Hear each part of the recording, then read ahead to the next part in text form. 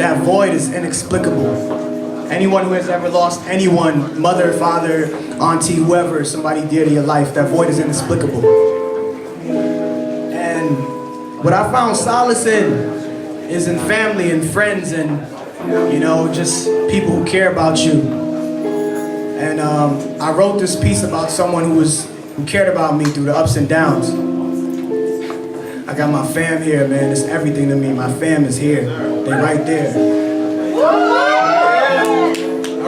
I wrote this piece like the other day. This didn't make it into the book, but this piece means the world to me. I'm gonna be talking to one person in this room, and maybe you could relate because you've always had someone in your corner. So let me start it. This is how to memorize it.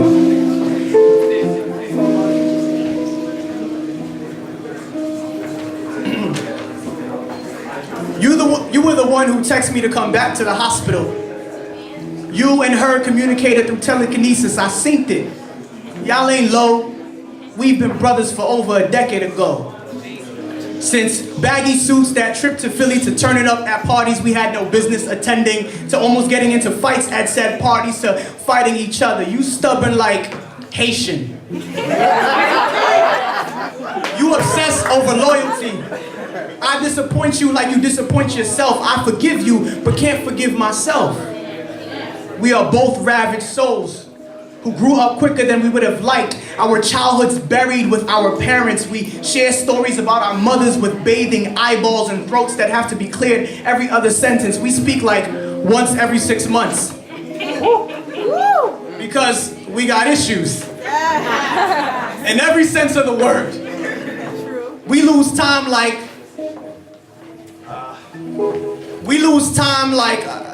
me thinking of an analogy. Okay, I got one. We lose time like watches without a battery, like men who need space and silence to grow apart, to become farmers of our own hearts, to learn about labor, cultivation, and crops, to live off the land and eat from what they sow.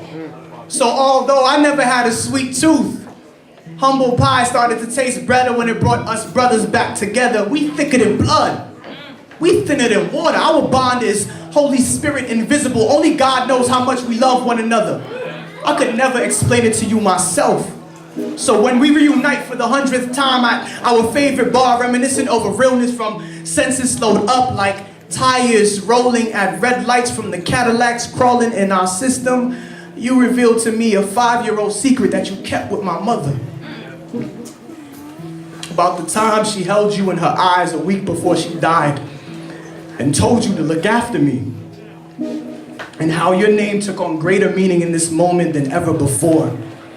Jean Pierre, bearing the weight of 2 men who Jesus told one to look after his mother and the other entrusted with the keys of the kingdom. You have always been big brother in charge of the house, responsible for imparting wisdom and keeping the family safe. So when I tell you about my life during your absence and how I almost took action on ending it all, your tears spilled into your drink, and my right arm wraps around your back to comfort your trembling shoulders. It's all good, bro.